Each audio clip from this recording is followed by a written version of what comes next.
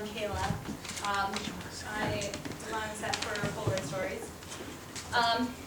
This picture here that I've chosen is the background for my first slide, is my favorite emotional response picture to the script. What I like most about it, not only the water, and we'll get into that, but there's kind of this double exposed feelings in this picture. There's an overlapping, and that really speaks on the set to me because it's a timeless story. And Polaroid's pictures, hey. Okay.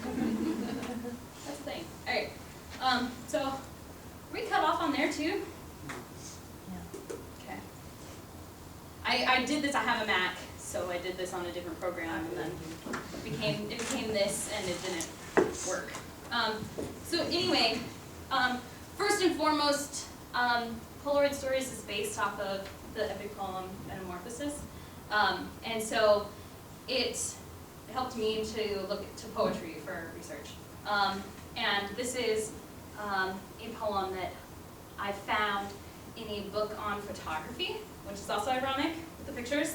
And this poem really, there's a couple of things in here I want to highlight for you. You can take the time to read it if you'd like, but there's a couple of phrases like memories caught or forgotten in the archives. Really makes me think of Polaroid Stories because these are old characters that are forgotten. And man structures of the towering limestone complementing the the natural landscape. Yeah, this is a poem he wrote upon looking over his photos as they're being put up in the gallery. So that's where that came from. This is one of his photographs too, and it's really eerie. It kind of gave me the chills when I first looked at it. But looking back today at an old, what's the word I'm looking for? An old time, an ancient, forgotten society. So in our design meetings, two main questions really stuck out to me when looking at this play. And the first one was, how did these ancient characters arrive to where we are in the play? And second, what is an adaptation? How do we answer those? And in my response to those questions were kind of the same thing. And it was myths and stories, like waves, are constant, repetitive, and will never go away. So I really think of Polaroid Stories as these characters' stories are being retold and retold and retold, and every time it's retold, it's crumbled, and it's changed, and it's become something new. But it's always going to be there, and it's always going to be retold. So this is what some main things that I picked out in the script.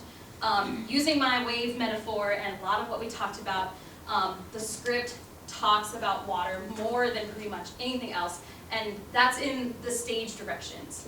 So that's the voice of the author, and I really had to think of it as her voice, because it's very opinionated when I was reading it.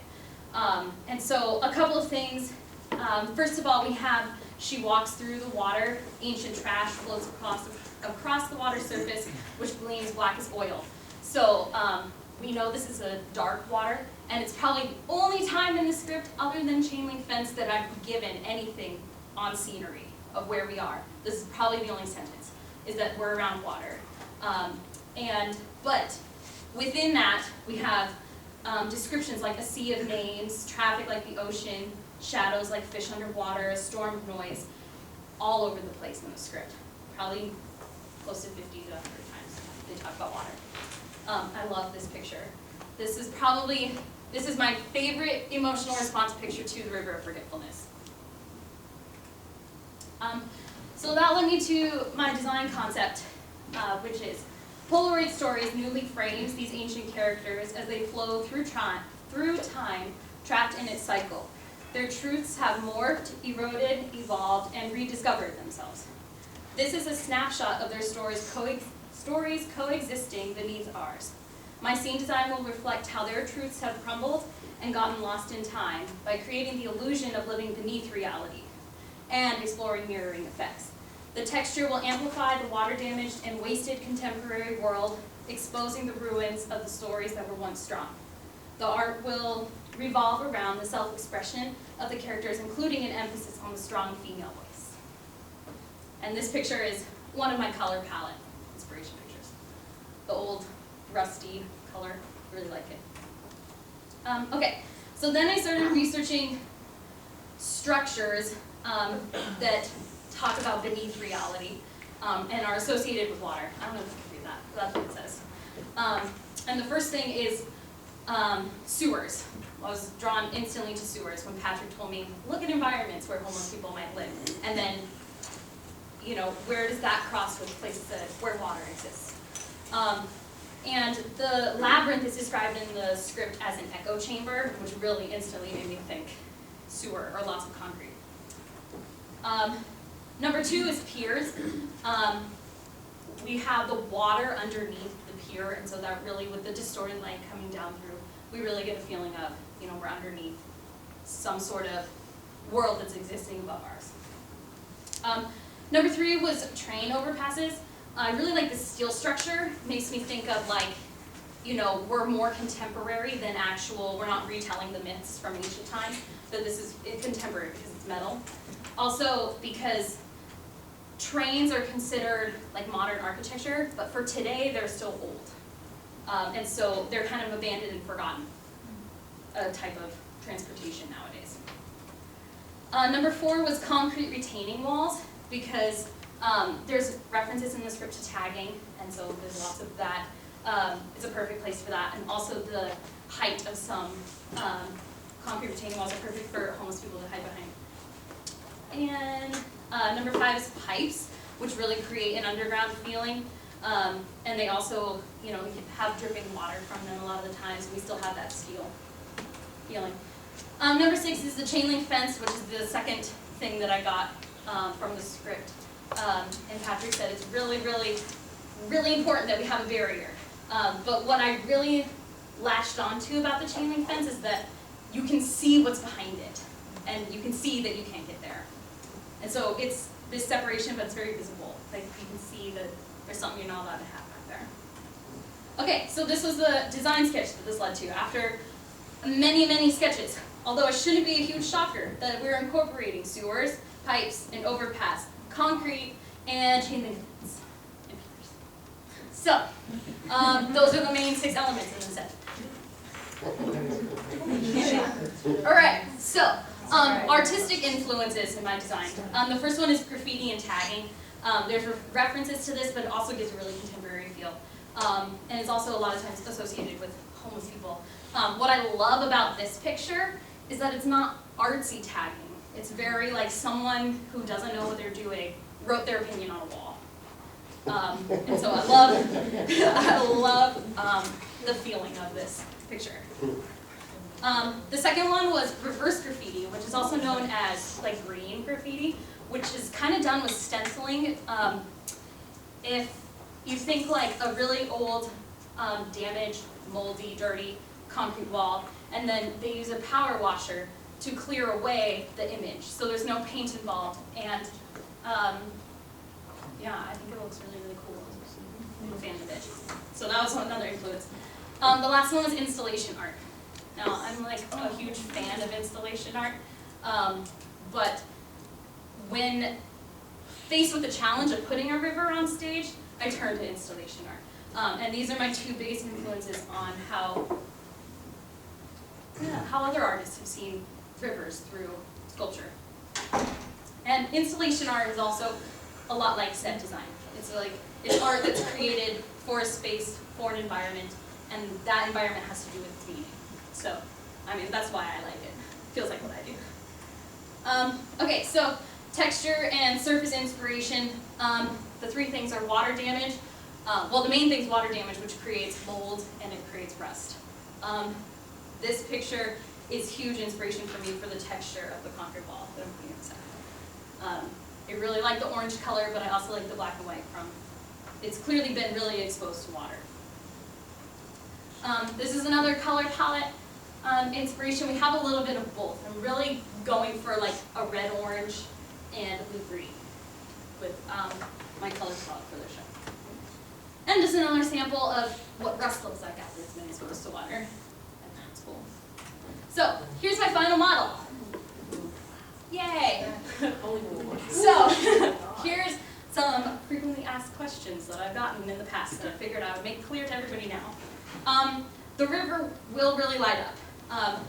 I'm going to be using Christmas lights underneath the fabric, and I have a mock-up if anybody's interested in looking at it today, what I have in mind for that. The inspiration for that comes from the installation art. And we're also looking at having trash and other ruins and things floating in the river.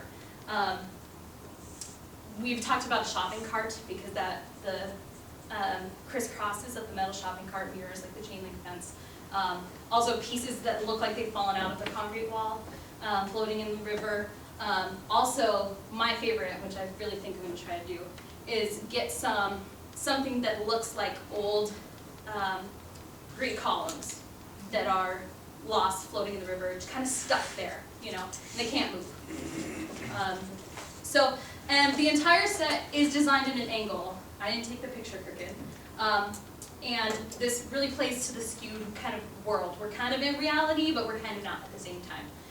And that's the reason for that. Right now, it's a unit set. So if you're on stage crew, you're golden, because right now nothing comes on and off. I'm sure that we're going to discover things as we start blocking that Patrick's going to want, you know, something to be used as a chair here, something to be used as a table there. And when those come up, I'll be working with that guy.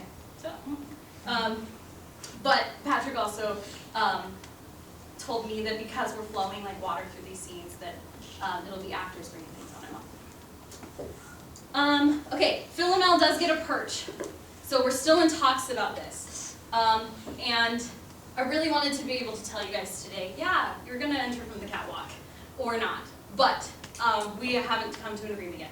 So that's going to get discussed tomorrow, and I'll be able to let you know. But the only character that we're questioning that on is Philomel. And her little perch will be somewhere behind the audience, which I have a design concept if you're interested in looking at what it's going to look like. But it's not done because we don't know how you're going to enter and exit from that. So yes, those are boobs on the wall. So it's a symbol of the strong female voice that we've been talking about. Also, it mirrors the ancient, like the Greek frieze statues with the modern graffiti. So you can't really tell in this picture, but right here there's some white shapes that look like Greek columns, and I'm going to use the inspiration from the reverse graffiti to stencil on that wall to make it look like there was once some really cool Greek columns there that have crumbled away, and maybe that's what's in the river. And where am I? Oh, projections. So there will be a minimal use of projections that we're still talking about. Probably like 2 different spots, I think. So be prepared for that because there's references to the movie sort of at the end. But there's no distinct projection surface. It's really going to be like we really like that double exposed look from the first image I showed you guys. Camera metaphor. Okay. The color, I already told you guys, the color scheme is red, orange, and blue-green, based on the mold and rust theory. And so there will be 2 locations for fog. One of them is underneath the pier, and the other one is coming out of the sewer. So I'm going to be talking to Dave about how to put that in. Just to be prepared. I think the only use of that, the use of that is for the smoking. Yeah, girl. Okay, so how you, the actors, can get involved. I really like this picture, first of all. This was Patrick's image that he sent to me when he said, I want projections, but I don't want a projection surface. So that's kind of the look that we're going for with this picture. So the actors. The wall is covered in graffiti, is what I want. But the idea of me writing my opinions of the play all over the wall doesn't really excite me, you know, because then I'd be like, theme of play by scene designer. So I'm going to do my own art on the wall, which is, one of them is the female figure. There's also going to be some words and Greek symbols that I'm going to do on the wall. This is your environment because you're homeless, and so this is your home. So as soon as the wall gets put into place, please feel free to draw on it. Please feel free to write on it your opinions, because I think that'll really add to that you know, we'll have different handwriting and we'll have different people's opinions and things like that. And so it won't be so literal. So I really wanted to do that since the beginning. I was like, I'm going to have the actors help me paint it. So I'm really excited about that. Hopefully I'll get you guys some painting stuff. I don't know if Sharpie's really going to draw on the surface, but yeah. Any questions? I think that's the end. Yeah, okay. That's Can you go back to the set, just because I think there's a couple elements that would be nice for people to see that if they haven't seen the model, it might be difficult for them to. I have my model here too. Oh, I'm okay, happy great. for you guys to look at it. Yeah, that would be really helpful. But from here, if you look on the far right of that image, can you open the image a little bit? Like make it Yeah. like that? Yeah. On the far right of those stairs, there is a large concrete pillar that I think you've treated in some way that will, there are pipes and things that run down it that will give us kind of this echo concept, that, right, the idea of a Greek column, as it were. So there'll be piping and conduit that run down it, so they kind of, again, echo that image. And then I don't think they can see, so you should really go up and take a look at the model, the treatment for the edge of the water, because it's really, the image up there just doesn't quite, it's really exciting, I think, when you see it on the model. Can you fire it up too? It's light up right now. It's It's lit light up. up. Oh, I good. also, Yeah, see it from here. here, I have a mock-up of the floor in a realer scale. My kind of imagination of what it would look like. So it's pretty close, and it's really exciting that it's going to do some kind of glowing thing, some reflective things, and the idea is that when the lights are off, that no one knows that there's junk in there, and no one knows that there's lights in there. I really want to use, I love this sheer fabric that I found, so I'm going to try to get some that looks like that. And the idea is to put something black behind it so that you can't see through it until the lights are on. So, yeah, that's a lot. I also have, if you're a technical drawing person, I have all the technical drawings up here. And I also have my painter's elevations of the floor and the back wall if you're really curious about the treatment. If that's your thing, come take a look. So, yeah. Thank you.